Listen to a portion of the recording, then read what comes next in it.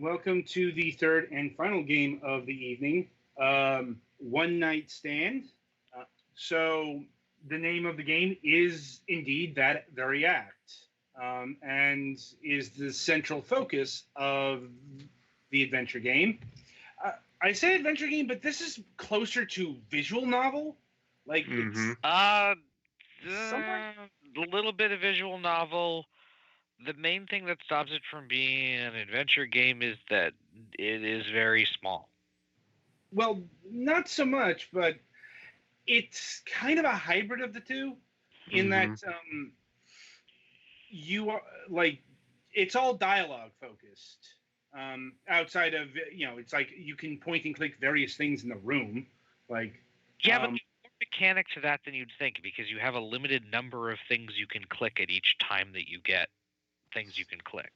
Yeah, it's kind of like a Phoenix Wright sequence there. Like, yeah, Phoenix Wright usually lets you select everything freely. I said kind of. I said kind of there. It's like, yeah, it's not exactly, but it's the same kind of effect in terms of pacing and such. Like, just, there's a clock on those. Anyway, however you want to categorize this game, it's, once again, it's another experimental indie adventure game. This time you are. I don't. I'm trying to remember if they actually gave a name to your character or not.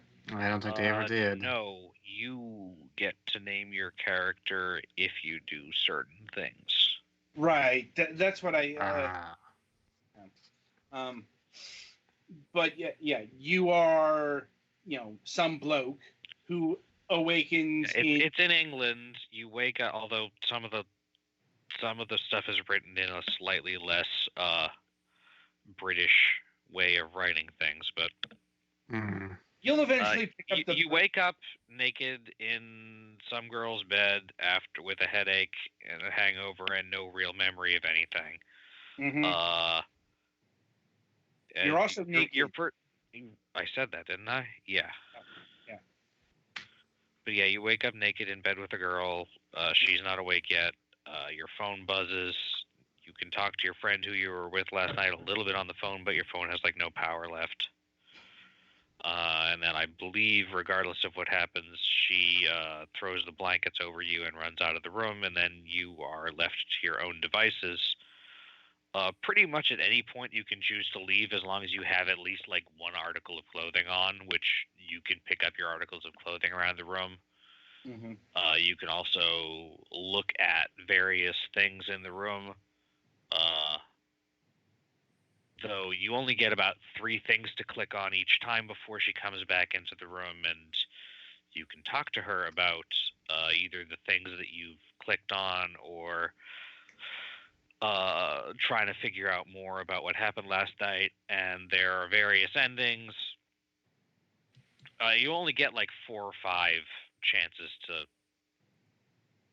I think it's actually 3 things. She leaves the room 3 times total. You can at any time try to leave, which is not necessarily wrong. You can try to figure out more about her by snooping through her stuff and try to act with more information.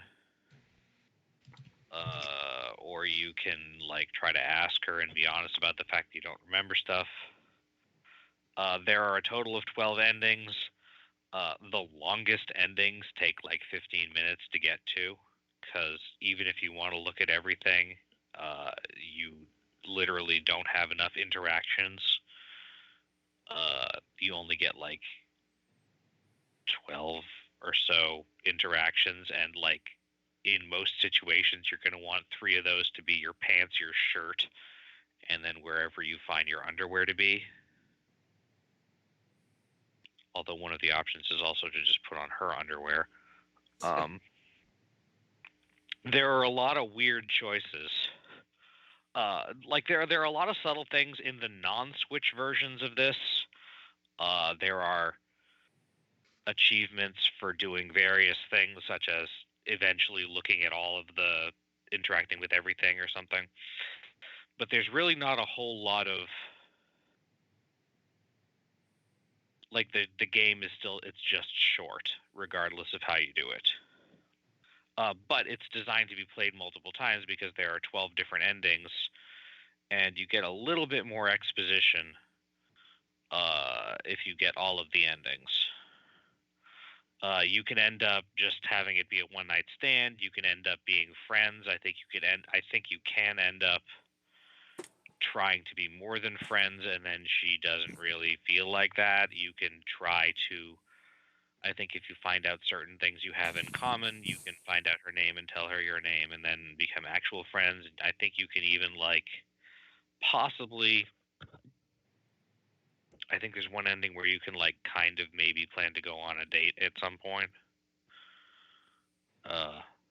Mm-hmm.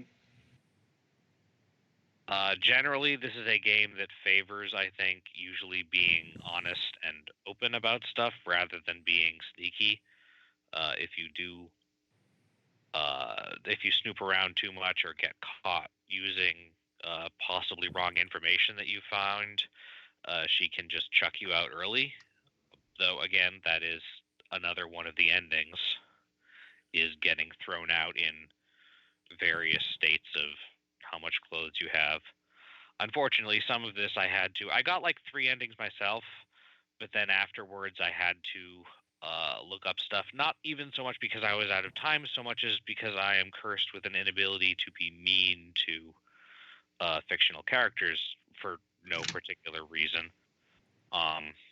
So I didn't feel comfortable poking around. But that's part of the point of this game, is to make you, it hits me harder than most people, I think, but this is a game where a large amount of the point of the game is to drop you in an awkward situation and have you try to figure out what you want to do in it. And the game does give you a good amount of options.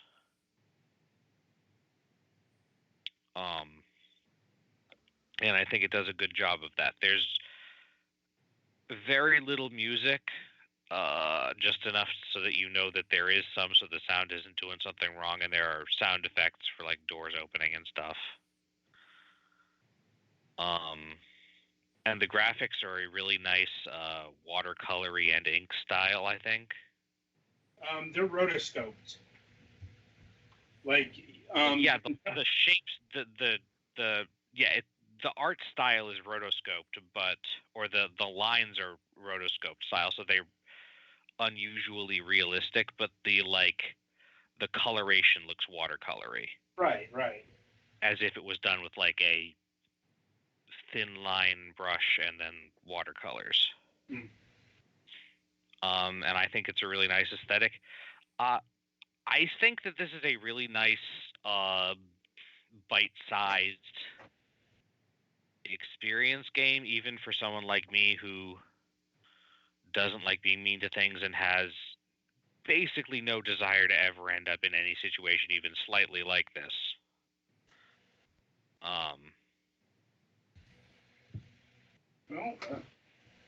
So yeah, overall I'd give it's pretty cheap. I think it's $3 on PC, and I don't know, is it 5 on Switch? It's Ratalaika, so I would assume it would be 5, but it could be 3. Yeah, it's $2.99 on Steam. No soundtrack option for this one. Not a surprise, since there's not much music. And yeah, the Switch version is $5. I don't think 5 is extortionate, but 3 is probably more to the thing. But this isn't a bad game to just have with you to play portably. The touch control, it does have touch control. It vibrates a little bit sometimes, but not much. Mostly to indicate your character's phone vibrating. Right. Which, makes sense. Yeah. But it's not like HD rumble or anything. It's just, oh, hey, it feels like a phone vibrating.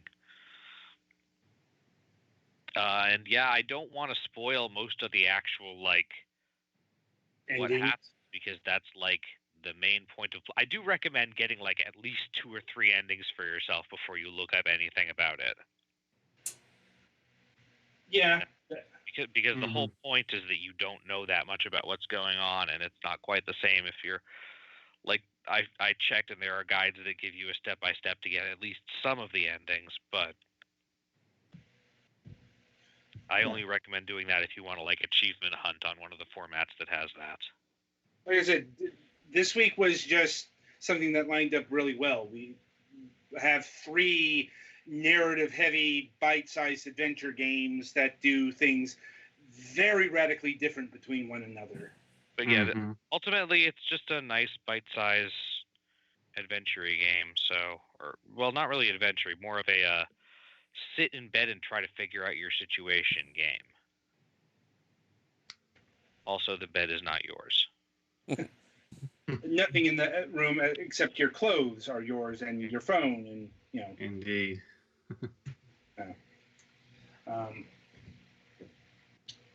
Anyway, any other thoughts on One Night Stand?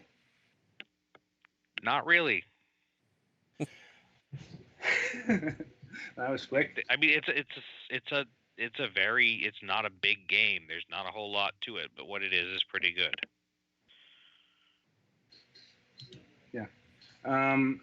Yeah. So I guess we are done. Yeah, we are done with not just One Night Stand here, phrasing, but the review session. Quick one this week.